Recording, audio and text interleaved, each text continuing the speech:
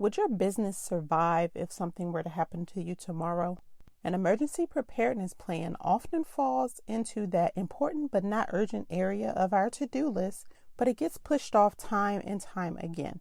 You may or may not have one for your family, and if you do, you probably don't have one for your business. But remember, tomorrow isn't promised to anyone. Life can change very quickly, and those unexpected changes can have long-lasting and even devastating effects on your business. And since September is National Emergency Preparedness Month, I want to help you prepare your business for an emergency. So in today's episode, I'm sharing some tips to help you create that plan so you can feel at peace knowing that your business can survive and thrive if an emergency situation arises that calls for your attention. But before I dive in, I want to share the review of the week, which is from Nikki B, the Cake Lady, who is my coffee buddy, my sister, and the most amazing baker who owns Love You A Lot Cupcakes.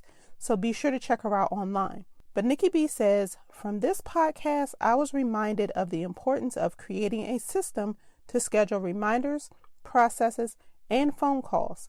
This has always been a struggle for me. Carving out time to complete multiple tasks at once won't work. I just need to schedule an allotted time for each process, which will help with maintaining peace and order in my professional and personal life. Thanks, Shannon. Well, thank you for tuning in and for leaving a review, Nikki B. Now, if you would like to show me some love by leaving a review, please go to Apple Podcasts and do so, and I'll feature you on an upcoming episode as well. And now, let's dive into episode number 28. Welcome back to the More Than Capable Mompreneur podcast. I'm Shannon Baker, a coffee-loving mompreneur that started as a virtual assistant and turned into a total systems geek. And I want to help you shift your mindset and embrace your worthiness while creating systems in your business so you can be more productive and build success on your own terms without the mom guilt. Are you loving that? Well, I hope you're ready for real conversations that will help you beat the perfectionist inside, rediscover your strengths, and up-level your self-love in the mom cracks of time so you can stop letting fear hold you back because you are enough and you do enough. We are more than capable mompreneurs. So grab your cup of coffee, some sparkling water, or pour a glass of your favorite wine and let's dive in. You are a solopreneur. Basically, that means that you are your business. So the question is, can your business thrive and even survive without you? The harsh reality of life is that when you least expect it, a personal crisis can implode and create a business crisis. If you run your business alone, there isn't someone readily available to step in and fill your shoes. So what exactly can you do? Well, you can create an emergency preparedness plan, which will reduce the collateral damage done to your business when, not if, an emergency arises. Now, one of the biggest lessons that we've learned in 2020 is that we have to have a healthy fear of the unknown. I mean, who would have thought that we would be dealing with a global pandemic? No one, right? I didn't, and I don't think it crossed your mind either. So this needs to be a strong motivator that moves us to take action and protect our businesses, which are made to support our lifestyles. According to the Small Business Association, an estimated 25% of businesses do not reopen after major disasters like loss of data, security breaches, or even natural disasters or electrical fires. And then there are things that we experience when we work from home, like power outages, internet outages, water damage, fire, sickness, or even an accident. I mean, there's a long list of things that can come up that can quickly bring an end to your business operations, shutting you down for good.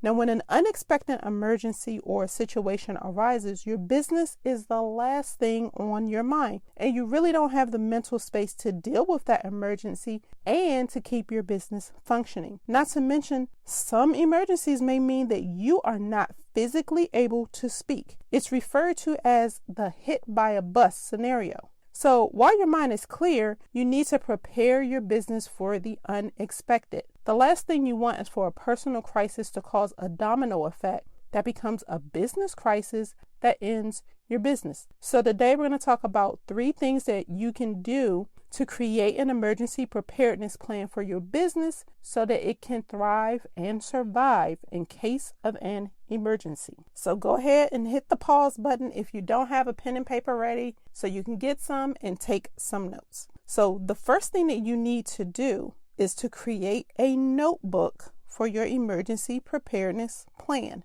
Yes, I'm saying you need a hard copy of the plan, but you also need an electronic copy. You need both because the notebook can be retrieved from your office when it needs to be put into play. Now, you know I'm totally a huge proponent of digital files, but you never know when important information is going to be needed, and having that good old-fashioned paper is always a great backup plan. But that also means that you need to keep this binder in a location that can easily be found when needed. So now the question is, what should you put in this emergency preparedness plan and binder? Well, your plan needs to include some details that someone else can use to keep your business operating while you're unavailable. Now, if you have a central filing system, all of this information should be readily available. But some of the things that you need to put in there are your detailed company information. So that would be the legal documents for your business, including a copy of your business license, your bank account information, tax information, insurance documents, a list of your business assets,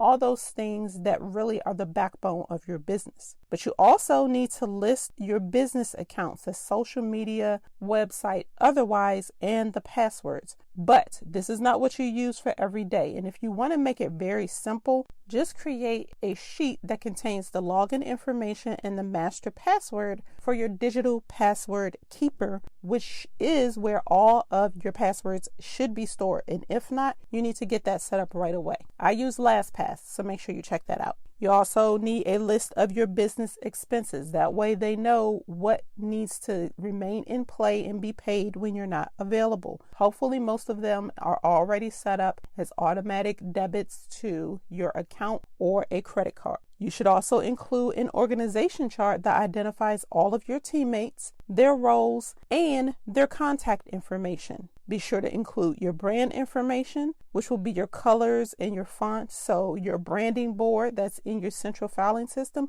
should also be included. Definitely include a full client list with their contact information and a copy of their contracts for reference. And most importantly, do not forget to include your standard operating procedures, which is what we're going to talk about next.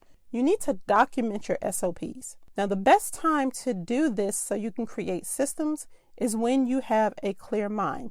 And that's why one of the 3 C's of streamlining is calm, because you make better decisions when you're calm. So documenting your processes and procedures ahead of time will help you to streamline them, which increases your consistency and your efficiency while you're actually working. And this doesn't have to be complicated. You can create them as simple checklists so that you have a short and simple process in place. Now, if you would like some help to do that and a free template, be sure to check out episode 13. Now, you need to create a specific process that explains the immediate actions that need to be taken in your absence, including how to notify your clients. But your standard operating procedures should include a process for the everyday things like handling your emails, responding to blog post comments, how you post your blog posts, your project management, your social media accounts, and any other tasks related to running your business every day.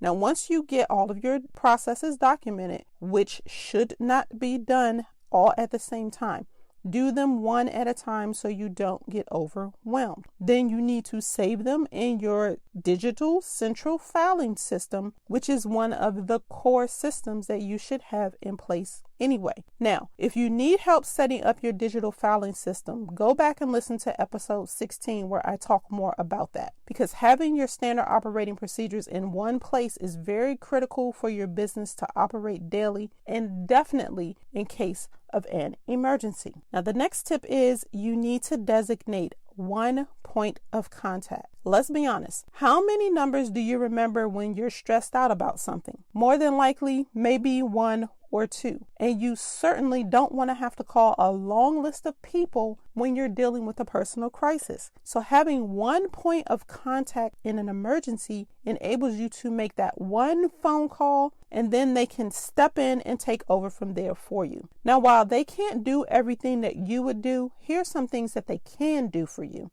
They can notify your clients of the situation that has come up. They can postpone your meetings. They can respond to emails as needed according to your emergency preparedness plan. The list goes on and on. The bottom line is they can keep things functioning while you're away. So this means that you need to have a conversation with your point of contact before they are needed. You need to also give them access to your standard operating procedures ahead of time so that they can at least be familiar with them.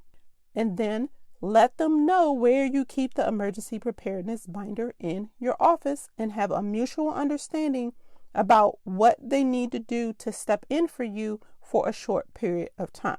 So because there is so much information in this plan, you obviously need to pick someone that you trust and someone who is dependable, because your emergency preparedness plan is basically the operations manual to your business. And if they have access to it, it's like handing over the keys to your empire. So choose this contact wisely. Then once you get this entire plan in place, you need to test it with your main point of contact to see how well it's going to perform in the event of an emergency and you're not available. Think about the things that will cause the most disruption and that are most likely to happen to your business. And then make sure that your plan covers those risks.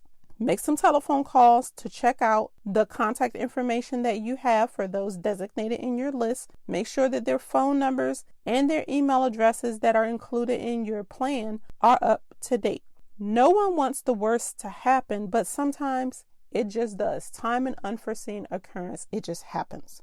But being prepared makes the unexpected more manageable, reduces downtime because your emergency preparedness plan can be implemented to keep things going until you can return. That also means that you can continue to generate income in your business, which in turn gives you peace of mind so that you can focus on dealing with your emergency situation. And one more thing, do not forget to keep your plan updated. It is a futile point of reference if the information in your plan is out of date. So make sure you review it at least once a year, especially that contact information, because if they don't work, that person cannot be contacted. So let's do a quick recap of the things you need to do to prepare your business for an emergency. 1, create that emergency preparedness plan. You need a digital and a hard copy, and the hard copy needs to be kept where it can be found so that it can be quickly implemented if an emergency arises. 2, you need to create standard operating procedures and include them in your binder.